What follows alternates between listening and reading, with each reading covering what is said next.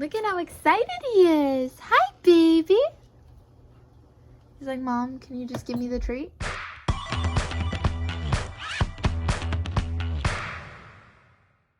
Hey everybody, welcome back to my channel. I know that it is Sustainability Saturday today and this isn't a sustainability video. However, I wanted to be able to make a video as kind of an outlet of talking about what happened. And some of you guys might find this extremely stupid, but I just needed to be able to talk about it. And I'm gonna tell you right now, this video is gonna be probably really sad. I'm gonna try not to cry because I've been crying for the last 2 days straight, but it's not gonna be the run-of-the-mill happy Rochelle jumping around and being a goofball kind of video. So on Wednesday I was at home all day and I woke up probably around like noon, and I came out into the living room, which is where I am now, and I checked on my rabbit Bunnicula and he was fine. I gave him some food. He was hopping around like he normally does, and then I went back to sleep because I wasn't feeling good. And so I went back to sleep and I woke up around 4:45 because I had my first day at my new job and I needed to get ready. So I started getting ready and I didn't come into the living room, but I started getting ready, and then I was ready to go and I came out to look at Bunnicula because every time before I leave I check on him, make sure he's doing okay, and he was laying down. And I went running up to him because his eyes were wide open and his head was all the way back and he was just laying there. And sometimes he likes to sleep weird. Sometimes it looks like he's dead, but because he sleeps with his eyes open sometimes. But when I got closer, I noticed that his eyes were clear and not red, and they're normally red. And when I walked up to him, he didn't move like he usually does. And so I opened up his cage and I started to shake him, and his body was pretty hard. So I immediately started crying, and I had just done my makeup, so like I looked like a monster. I had all streaks going down my face. And I called Marty and I told her what happened, and I freaked out and I had to go to work, so I had to leave him. And then I drove to work and it was orientation and I was not having a good time. I was pretty much a mess the entire time. And then I got home and I had to obviously remove his body and wrap him up. And yeah, it was really hard. I've never lost a pet before that I actually had a strong connection with for as long as I had with Bunnicula. The only other time that I've lost a pet, my first ex had a cat his entire life, and she was very fond of me and I was very fond of her, and she died last year, but I wasn't there when it happened, and I also wasn't there from when they got her until she died. Whereas with Bunnicula, I got him when he was 5 weeks old, and he was my best friend for the last 3 years. And I had him through everything. He was there when my aunt died. He was there when my first ex and I broke up. When I moved, he was there when my second ex and I broke up. He moved into my first apartment with me, my second apartment with me. We used to go on road trips together, little road trips. I used to take him to the store, and he was just overall my best friend. And like anytime I was sad, I could come home and he would just be here. And I think that's been the hardest thing. It's really hard for me to be in the apartment because I live alone and it's really quiet. Like there's no sound. It's just nothing. Like I used to hear him moving around and like drinking his water, and whenever I watched like a scary movie it would freak me out, but I'd give anything to have that happen again. But I didn't want to make a sad video. I didn't want to make a video where everybody feels bad for me. I just wanted to make a video talking about my best friend and memorializing him because he was a great pet He was my best friend for the last 3 years, and nothing will ever replace him. I have lots of pictures, lots of videos, which is amazing. I love taking pictures, I love taking videos. So I'm very lucky that I have those as memories. In about an hour, I'm gonna go get him cremated, which freaks me out a lot, but I love him a lot. So I just want to say that when I got Bunnicula, I did not realize how difficult rabbits are to care for. And I got him right after Easter, which is when a lot of people get rabbits if you're rescuing, because a lot of people get rabbits for their kids for Easter because everybody wants an Easter bunny. And the reality is they're a lot to take care of. Like, they're very, in my eyes, they're very easy pets, but they're also very difficult. They get stressed out very easily and literally can die from anything. I had a friend whose rabbit got scared during a storm once and just had a heart attack and died. So I knew that could happen at any time. However, I've always been very cautious. Like, whenever there's a storm, I always make sure I'm home. I always wrap him up in a blanket and put him in the bed with me. But I don't know what caused his death. It looks like he either had a seizure or had a heart attack. He was 3 years old. His adoption day is in 2 months. His birthday is in March.